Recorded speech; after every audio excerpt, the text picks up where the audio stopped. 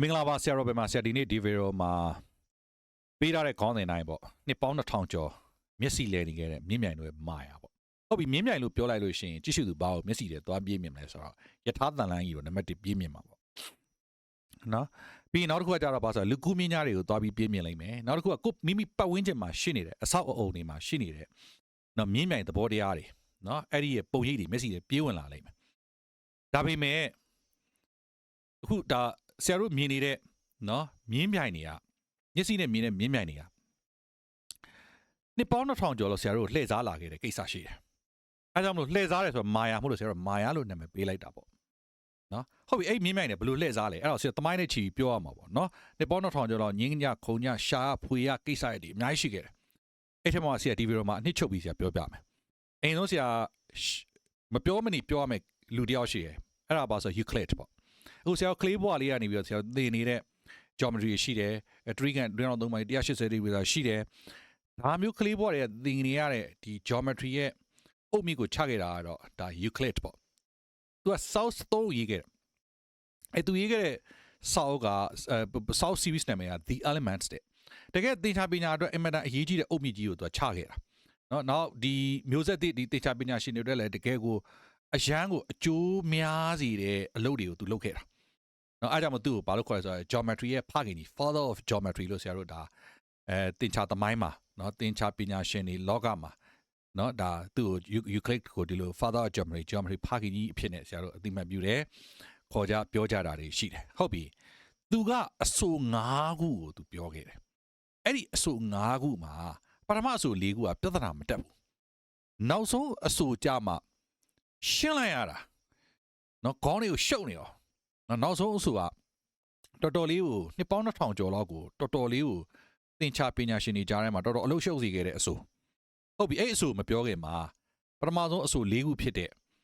နော်နံပါတ်1အမှတ်တစ်ခုကနေတဲ့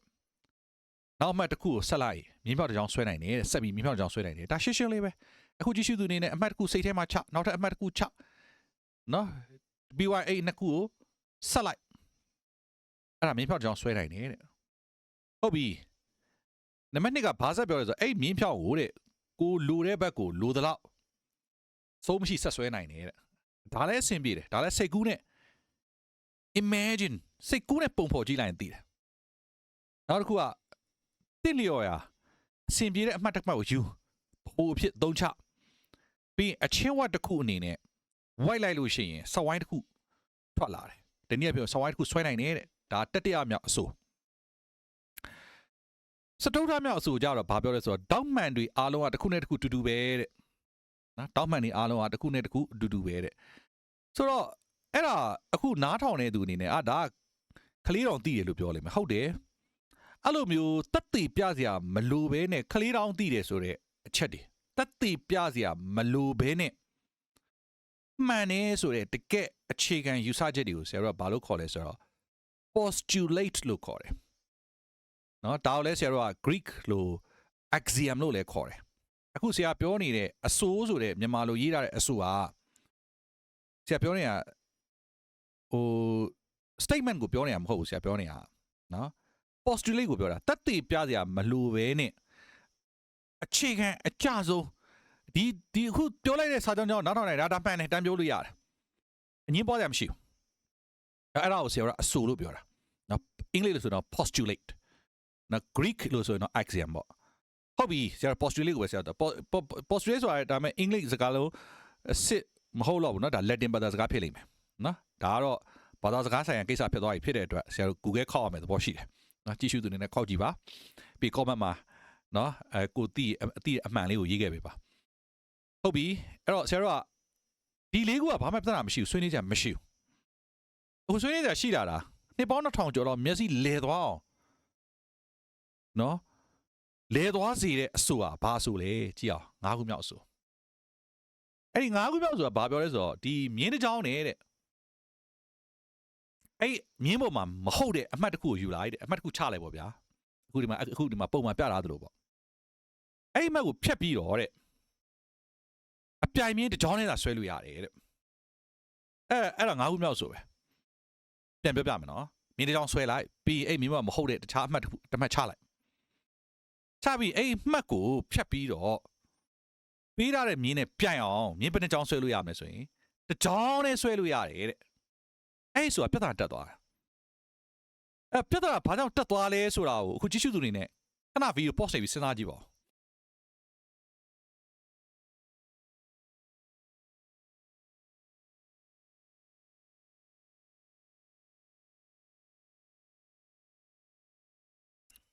စဉ်းစားလို့ရလားမသိဘူးနော်ကဲဆက်ပြောကြည့်အောင်ဆိုတော့ဒီဆိုသူက Euclid ကနော် BCE 300မှာသူပြောပြီးတော့သူရေးတဲ့စာအုပ် book 1 preposition 2090ကိုသူမသုံးမဲနဲ့သူ sign ထားတယ်သူနည်းနည်းဘယ်လိုပြောမလဲဆိုတော့ရှောင်းဖယ်ဖယ်လုပ်နေတာပေါ့လေနော်သူကမရှိမဖြစ်လိုမှသုံးပါတဲ့နော်သူကနည်းနည်းလေးတိမ်မွေးနေနေတယ်ပြောမှဆိုသူ့ကိုသူနောက်ကျောမလို့သူဒီဟာနဲ့ပတ်သက်ပြီးခံစားရတာသိပြီးတော့ easy မဖြစ်ဘူးနော် and easy ပေါ့နော်သိခံစားရသိနည်းနည်းလေးခက်နေတယ်နော်အဲ့လိုသဘောမျိုးတော့ရှိတယ်Euclid ကနော် Euclid ရဲ့သူ့ကိုယ်ပိုင်အတွေးရနော်အဲ့လိုမျိုးသူရှိနေတယ်သူ့ကိုသူနောက်ကျောမလုံဖြစ်နေသူပြောရနော်သူပြောရအဲ့ကြောင့်သူ့ရဲ့စာအုပ်မှာကြည့်ရဆို book 1 preposition 2090ဒီတော့သူကနော်ကျန်တဲ့ဟာတွေနဲ့ sign ထားတာပေါ့ကျန်တဲ့ဟာတွေနဲ့နှိုင်းရှင်းမယ်ဆိုရင်ရိုးရှင်းမှုသိအားနေတယ်ကျန်တဲ့ဟာတွေကနော် very obvious ပဲအရင်ရိုးရှင်းတယ်ဟောအဲ့တော့သူနဲ့ပတ်သက်ပြီးတော့နော်သူနဲ့ပတ်သက်ပြီးတော့မှတ်ချက်ပေးတဲ့ Greek တွေးခေါ်ပညာရှင်တယောက်ရှိတယ်အဲ့ဒါပါဆို Proclus လို့ခေါ်တယ်အဲ့တော့ Proclus ကဒီပြောမယ်ဆိုလို့ရှိရင် Euclid ရဲ့၅ခုမြောက်အဆိုပေါ့ fifth postulate နဲ့ပတ်သက်ပြီးတော့ဒီရှေးခေတ်ပညာရှင်တွေနော်တသိပြဖို့ကြိုးစားခဲ့တဲ့မှတ်တမ်းတွေကိုသူပြုစုခဲ့တယ်အပြင်တော့သူပြောတာတိတ်ကောင်းတဲ့ຢာတွေတခုရှိတယ် true postulate တွေ့လားတကယ်စစ်မှန်တဲ့အဆိုစစ်ဆိုတာတဲ့တသိပြဖို့မလိုတာတဲ့အဲ့လိုသူအခိုင်အမာတော့ကြွေးကြော်တာဒီနေရာမှာဇေရောအရှိမရေးတာ C dot ဆိုတဲ့410 485 CE ပေါ့နော်အဲ့ဒါလေးတွေနဲ့ပတ်သက်ပြီးတော့ဆရာနည်းနည်းလေးရှင်းပြခြင်းတယ်ဆိုတော့ဒီအရှိမရေးတာတဲ့410အရှိမရေးတာ C လေးနော်အဲ့400အရှိမရေးတာ C လေးကတော့ပါလဲဆိုတော့နော် sucker သဘောကတော့သူကဗမာလိုဆိုရင်တော့ loud တို့ can တို့ဘာသာပြန်ရမယ်အင်္ဂလိပ်ဆိုတော့ around ပေါ့ approximately ပေါ့နော်ဥမာ410ဝန်းကျင်က410လောက်ကအဲ့လိုပြောချင်တာအဲ့နောက်မှာဆိုပါလာတဲ့ CE အဲ့တော့ CE နဲ့ BCE နဲ့ကမတူဘူးနော် CE ဆိုတာသူကဘာလို့ပြောဆို command or ကိုပြောချင်တာသူကဘယ်သူနဲ့တူလဲဆိုတော့ CE နဲ့ AD နဲ့တူပဲ AD ဆိုတဲ့အသုံးအနှုန်းကနည်းနည်းလေးဥမာဆိုသာသနာတော်တက္ကရာတို့ဘာလို့ဆိုရဲအခေါ်အသုံးအနှုန်းမျိုးပေါ့ဘာသာရေးဆိုင်ရာအသုံးအနှုန်းမျိုးကိုနည်းနည်းຫນွယ်တဲ့အတွက်ကြောင့်မလို့ academic မှာဘာသာရေးဆိုင်အသုံးအနှုန်းနဲ့ဝေးဝေးလေးသုံးနေတဲ့အတွက်ကြောင့်မလို့ command or လို့ခေါ်တဲ့ CE ကိုသုံးတယ်စိတ်ကူးထဲမှာ CE နဲ့ AD နဲ့တူတူပဲလို့ပဲမှတ်ထားလိုက်နော်BCE ခုနကPythagoras ကျတော့ BCE 300လို့ပြောချင်တာက before command or လို့ပြောချင်တာဒီနေ့က BC နဲ့တူတူပဲ before Christ ပဲနော် Christ တော့မပေါ်မီပေါ့300ပေါ့အဲ့လိုပြောချင်တာနော်အဲ့တော့ဆရာတို့က BC လို့ဆရာတို့ကဒီဘာသာရေးဆိုင်ရာအသုံးအနှုန်းကိုရှောင်ပြီးတော့ academic မှာကဝေးဘာသာရေးဆိုင်ရာနဲ့ခက်ဝေးသုံးညင်တဲ့အတွက်ကြောင့်မလို့ before command or ဆိုတဲ့ BCE ကိုသုံးတာ BC က before Christ BCE က before command or နော်အဲ့တော့အလွယ်ပြန်မှတ်ကြမယ် BCE နဲ့ BC နဲ့အတူတူပဲလို့မှတ် CE နဲ့ AD နဲ့အတူတူပဲလို့မှတ်နော် BC တို့ AD တို့ကဘာသာရေးဆိုင်ရာအသုံးအနှုန်းကိုຫນွယ်သွားတာဖြစ်တဲ့အတွက်ဆက်သွားတာဖြစ်တဲ့အတွက်အဲ့ဒါကို academic ဒီပညာရေးမှာရှောင်နေတဲ့အတွက်ကြောင့်မလို့ဆရာတို့က CE နဲ့ BCE နဲ့သုံးတယ်အရှိက C လေးကတော့ sucker ကတော့ around တို့ approximately တို့ဆရာတို့ပြောချင်တာအဲ့ဒါဘုဒ္ဓရအနေနဲ့ဒါကြားဖြတ်ပြောပြတာနော်ဆိုတော့ဒါ485 CE ဆိုတာ485 AD လို့ပြောချင်တာပဲเนาะအားလုံးကတော့ AD လို့ပဲစိတ်ကူးထဲမှာယဉ်နီးနေလိမ့်မယ်เนาะဆိုတော့ CE ဆိုတာ command or เนาะ BCE ဆိုတာ before command or BC ဆိုတာ before Christ เนาะ AD ဆိုတာ Anno Domini เนาะဆိုလိုတာကပြန်ပြောရင် BCE နဲ့ BC နဲ့တူတယ် CE နဲ့ AD နဲ့တူတယ်အဲ့လိုမျိုးဆရာတို့မှတ်ထားလိုက်မှတ်ထားရတော့သူကဒါပြောမယ်ဆိုရင်တော့ 410နဲ့485 CE ဆိုတာ AD ကိုပြောတာပဲเนาะဒါ Jesus Christ ပေါ်ခဲ့ပြီးပြီပေါ့เนาะပေါ်ခဲ့ပြီးတော့နောက်ပိုင်းပေါ့မပေါ်မီရကြတော့ before Christ လို့ပြောတာအခုကပေါ်ခဲ့ပြီးပြီနော်ပေါ်ခဲ့ပြီးနောက်ပိုင်း410နဲ့485မှာနော် Proclus ဆိုတဲ့ပုဂ္ဂိုလ်နော် Greek တွေးခေါ်ပညာရှင်ကဒါယူကရိန်းနဲ့ပတ်သက်ပြီးတော့နော်သူကမှတ်ချက်ပြုတဲ့စာအုပ်တွေလည်းသူရေးတယ်နော်ပြီးတော့နောက်တစ်ခုကကြတော့ဆရာတို့နော်အဲ့ဒါနဲ့ပတ်သက်ပြီးတော့ဆရာဆက်ပြောမယ်အခုကဘယ်လောက်ဆိုCE 485ရောက်လာပြီနော်တနည်းအားဖြင့်ပြောရင်485ဆို900စုပေါ့ဗျာနော် 5th century တဲ့ကိုဆရာတို့ရောက်လာတယ်ပေါ့နော်အဲ့လိုမျိုးဆရာတို့နားလည်လို့ရတယ်နော်ဟုတ်ပြီအဲ့တော့ဆရာတို့ဆက်ပြောမယ်ဆက်ပြောတော့ဒီနေရာမှာဆရာတို့ကဒီ fifth postulate ပေါ့၅ခုမြောက် Euclid ရဲ့၅ခုမြောက်အဆိုနဲ့ပတ်သက်ပြီးတော့ဝိုင်းဝန်းစဉ်းစားအဖြေရှာရတဲ့မှာလဲဒါဒီ Islam တွေလည်းပါတယ်ပြောမယ်ဆိုလို့ရှိရင်တော့ Islam တွေရဲ့ golden age ပေါ့ရွှေခေတ်လို့တော့ဆရာတို့ပြောလို့ရတယ်နော် 9th century ကနေ 13th century နော် 11th century ကမြန်မာမှာကျတော့ပကံခေတ်ပေါ့နော်ပကံခေတ်ဖြစ်သွားတယ်နော်ပြောမယ်ဆိုရင်ဒါပကံခေတ်နဲ့ခေတ်ပြိုင်လို့တော့ပြောလို့ရတယ်နော်အဲ့ဒီမှာသူကဒီပုံကိုယ်တွေပေါ့နော် Al-Jawari တို့နော် Al-Tusi တို့ဆိုတဲ့ပုံကိုယ်တွေကလည်းပဲဒီသူတို့ဒီအဆိုအစားထိုးဖို့စူးစမ်းရတဲ့သူလည်းရှိသလိုဒီမြင်းမြိုင်နေအကြောင်းသူတို့နားလည်ခဲ့တာနဲ့သူတို့နားလည်ခဲ့ပြီးသားသိမှုကိုပြန်တန့်စင်ရတဲ့ကိစ္စတွေလည်းသူတို့တောက်လျှောက်လုပ်လာတာပြောမယ်ဆိုလို့ရှိရင်တော့နော်ဒါနှစ်ပေါင်းဒါရာချီနေပြီပေါ့နော်ဒီကိစ္စမရှင်းဘူးဘာကြောင့်မရှင်းတာလဲခဏနေပြောမယ်နော်အဲ့တော့1933မှာကြတော့ဒီ Zachary ဆိုတဲ့ပုဂ္ဂိုလ်ပေါ့နော်ဒါ Zachary ဆိုတော့အီတလီတေချာပညာရှင်သူကကြတော့ဒီစန့်ကျင်မဲ့အဆိုကိုရှာဖို့ပေါ့နော်ဒီ fifth postulate ပေါ့ Euclid ရဲ့၅ခုမြောက်အဆိုနဲ့စန့်ကျင်မဲ့အဆိုကိုသူကရှာဖို့သူကစူးစမ်းတဲ့နေရာမှာယုတ်တိနီကိုသူသုံးတာ logic ကိုသူသုံးတာဒါပေမဲ့သူကပြောမှဆို Euclid ကိုခုခံဖို့အတွက် Euclid ဆိုခုခံဖို့အတွက်ရည်ရွယ်ချက်ရှိရှိလုပ်တာတော့မဟုတ်ဘူးဒါပေမဲ့နောက်ပိုင်းမှာ तू စဉ်းစားခဲ့တဲ့ကိစ္စတော်တော်လေးအသုံးဝင်တယ်နော်ပြီးတော့နောက်တစ်ခုက तू ပြောခဲ့တဲ့ဒီ quadrilateral ဆိုတဲ့ကိစ္စပေါ့နော် quadrilateral ဆိုတာ तू က90 degree 2000ပါတဲ့ quadrilateral ဆိုတဲ့ကိစ္စကို तू ပြောခဲ့တာကိုဒါတစ်ပိုင်းထားပါနော်နည်းနည်းလေးဒါတမိုင်းကြောင်းရဆရာထည့်ပြောသွားတာပဲရှိတယ်ဟုတ်ပြီဒီ18ရာစုမှာနော် John Wallis နဲ့နော်Leschonder ဆိုတာပြင်သစ်နာမည်ပေါ့ John Wallis ကတော့ဒါ English mathematician ပေါ့နော်18ရာစုသူတို့ကဒီ Euclid ရဲ့ fifth postulate ပေါ့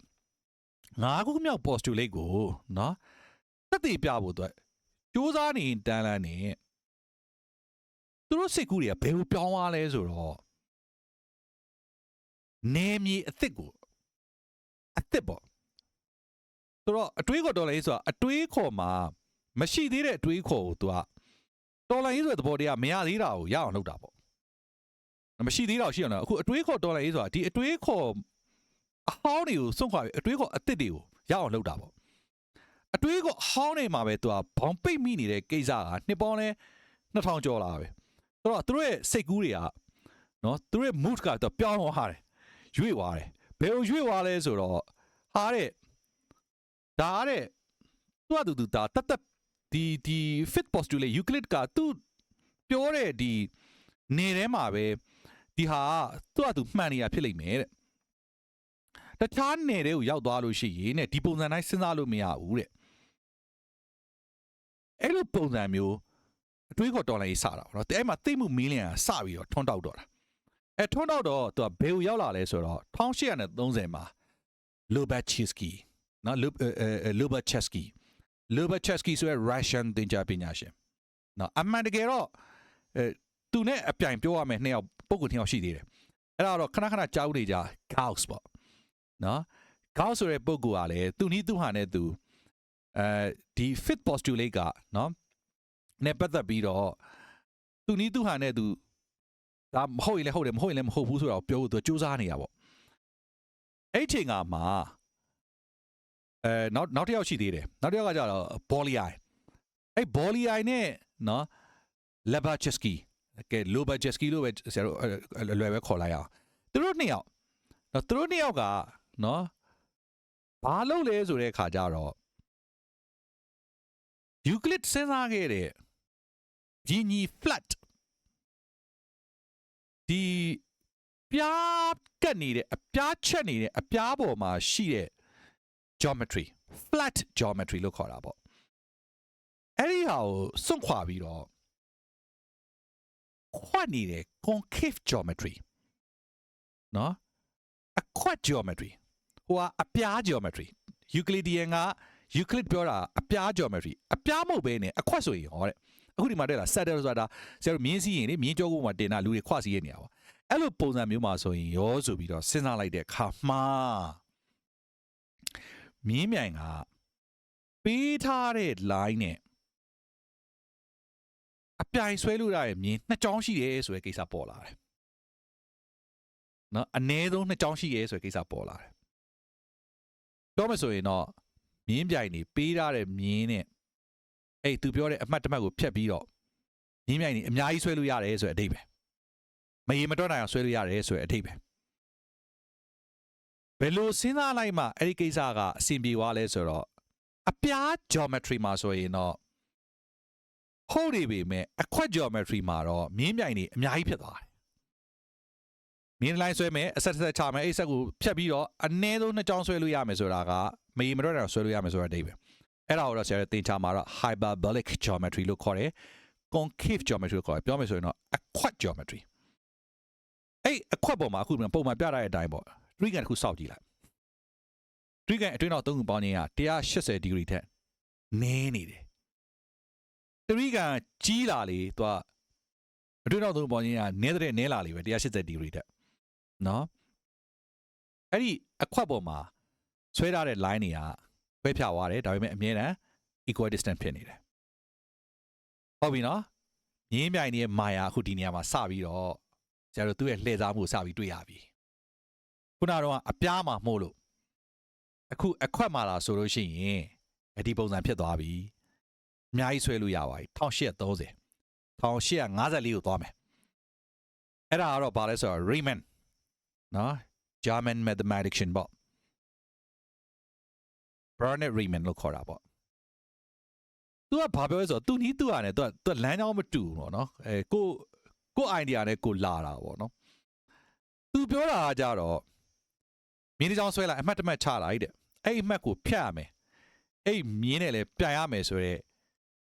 ပြိုင်မြင်းတစ်ကြောင်းမှဆွဲလို့မရဘူးတဲ့ကဲပြီးရောတာသူကဘယ်မှာစဉ်းစားဆိုတော့အခုံးပေါ်မှာစဉ်းစားတာ convex geometry လို့ခေါ်တယ်ခုံးပေါ်မှာစဉ်းစားတာ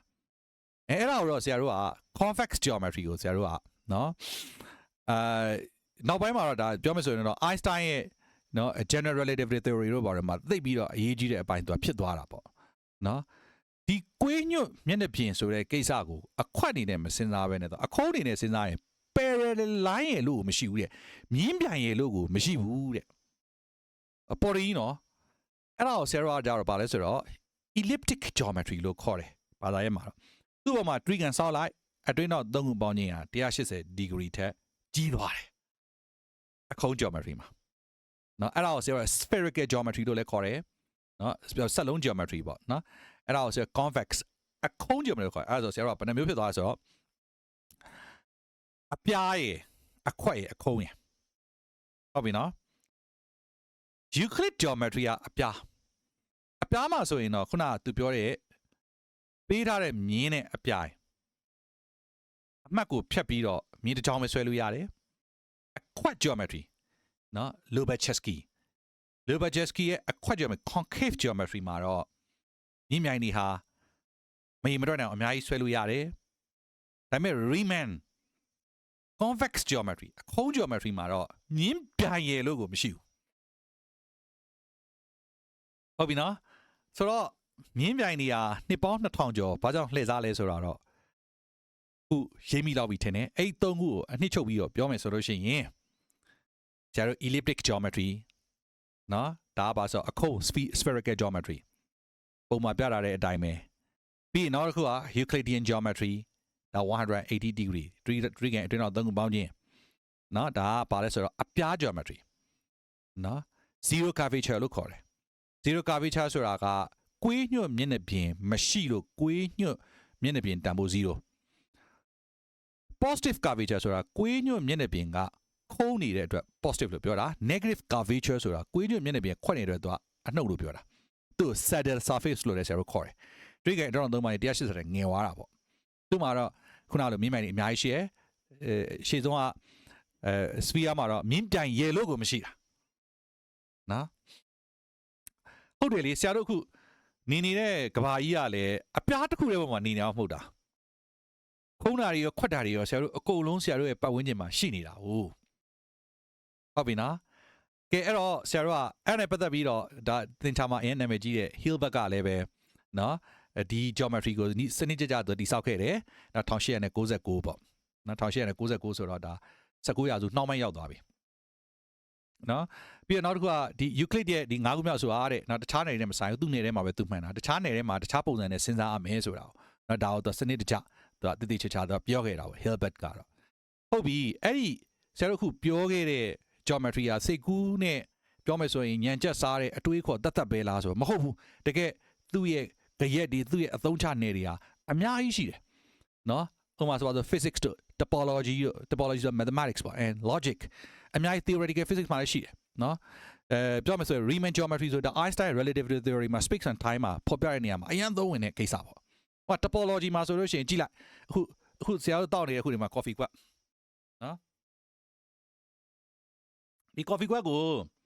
rubber ရုံးအနေနဲ့ဆရာတို့မြင်လိုက်မယ်ဆိုရင်အပေါ်ကနေဖိချတဖြည်းဖြည်းပူလာလိမ့်မယ်တွေ့လားနော်ပူလာပြီးနောက်ဆုံးဂျီရိုနဲ့ဖြစ်သွားတယ်တွေ့လားအဲ့တော့ဆရာတို့ topological equivalent လို့ခေါ်တယ်နော်ဆိုတော့အဲ့လိုနေရာမျိုးတွေမှာခုနကအခုံး geometry အခွက် geometry ကဝင်ချလာပြီးတော့အသုံးချနယ်ပယ်တွေကိုရောက်လာပြီးတော့တော်တော်လေးဆရာတို့ကဒီ modern logic တို့ဘာတို့ဖွံ့ဖြိုးမှုအတွက်အရန်ကိုသူကနက်နက်ရှိုင်းရှိုင်းကိုဒီ idea ကလွှမ်းမိုးမှုဖြစ်ခဲ့တာပေါ့နော်အဲ့တော့ဆရာတို့ကမြင်းမြိုင်တို့ရဲ့မာယာနော်အခုဒီဗီဒီယိုကိုဆရာအနီးကုန်းချောက်ရမယ်ဆိုရင် Euclid ရဲ့၅ခုမြောက်အဆိုကသင်္ချာလောကကိုတော်တော်ကြီးအပြောင်းလဲဖြစ်သွားစေတယ်နှစ်ပေါင်း2000ကျော်လောက်လဲဆရာတို့တွေးရခေါ်ရရှာဖွေရညင်းရခုံရနဲ့မျက်စိတွေလဲနေတယ်နော်မြင်းမြိုင်တွေကဘယ်လောက်ထိမာယာများလဲဆိုတော့အဲ့ပြင်ဒီဆရာတို့စကြဝဠာကြီးပေါ့နော်ဒီ university အကြောင်းကိုဆရာတို့စဉ်းစားတဲ့နေရာမှာဆရာတို့နားလည်ထားတဲ့ကိစ္စရပ်တွေရှိတယ်သိပြီးသားသိမှုတွေရှိတယ်ဒါပေမဲ့ဒီလိုမျိုးအခုံး geometry တွေအခွက် geometry ပေါ်လာတဲ့အခါမှာတိုးချက်စဉ်းစားလာနိုင်တဲ့အခါမှာဘာဖြစ်လဲဆိုတဲ့အခါကျတော့ဆရာတို့ရဲ့စဉ်းစားမှုကိုအသစ်တစ်ဖန်ပြန်လဲမွေးဖွားပေးတာပေါ့ဆရာတို့ရဲ့နားလည်မှုတွေအသစ်တွေတိုးလာတာပေါ့နော်ဒါမြင်းမြိုင်တွေရဲ့အကျိုးကျေးဇူးပဲမြင်းမြိုင်တွေရဲ့မာယာပဲဒါဟာဒီဗီဒီယိုလုံးနိုင်မှုအတွက်ဆရာကိုးကားခဲ့တဲ့စာအုပ်စာတမ်းတွေရှိတယ် Wikipedia ကတော့ဆရာပုံနေယူခဲ့တယ်ပြီးတော့ဒီစာအုပ်တွေကလည်း online မှာဆရာတို့ PDF file တွေအနေနဲ့အများကြီးရှိပါတယ်အဲ့ထဲမှာဆရာတို့ကတချို့စာအုပ်တွေဆိုလို့ရှိရင် PDF file download ချပြီးွားရင် AI ကိုဆရာတို့တင်ပြီးတော့ကိုကြိုက်တဲ့ကိုမေးချင်တဲ့ခေါင်းစဉ်ကို prompt ရိုက်ပြီးတော့ဒီစာအုပ်ထဲကရှာပေးပါဆိုရင် AI ကနေရှာပေးတာတွေရှိတယ်ဒါကတော့ဆရာဒီဗီဒီယိုလုပ်ဖို့အတွက်ပြောခဲ့တာအနှစ်ချုပ်အနေနဲ့ဆရာပြောရမယ်ဆိုလို့ရှိရင်တခါတလေကြရင်ဆရာတို့စဉ်းစားနေတဲ့နေဆရာတို့ပြောနေတဲ့အမှန်တရားဆိုတာဆရာတို့စဉ်းစားနေတဲ့နေထဲမှာပဲရှိတယ်အဲ့ဒါကိုဆရာတို့ဗုဒ္ဓစာပေလေ့လာတဲ့အခါမှာဘယ်လိုသွားတွေ့ရလဲဆိုတော့ဆရာတို့အတ္တလို့ထင်နေတယ်တတန်တရားလုံးဆရာတို့မျက်စိလေခဲ့တာဒီအတ္တဆိုတဲ့မာယာဒါပေမဲ့မစ္စည်းမဒေတာမှာဗုဒ္ဓလည်းပွင့်လာရောအတ္တဆိုတာမရှိဘူးအနတ္တပဲရှိရဲဆိုပြီးတော့စဉ်းစားတဲ့နေကိုပြောင်းလိုက်တယ်အဲ့ဒီမှာဘာဖြစ်လဲဆိုတော့သစ္စာတရားနဲ့နိဗ္ဗာန်ဆိုတဲ့နေရာကိုသွားလို့ရတယ်ဆိုတဲ့သဘောလေးနဲ့နှိုင်းရှင်လေ့လာနိုင်တယ်လို့ဆရာပြောခြင်းတယ်တချို့ကိစ္စတွေကနှစ်ပေါင်း2000ကျော်တွေမဟုတ်ဘူးတတန်တရားလုံးမျက်စိလည်နေတဲ့ကိစ္စတွေရှိတယ်သိမှုမီလီယံတောက်ပလာအောင်ပဲဆရာတို့ကြိုးစားဖို့လိုတယ် Okay thanks for watching bye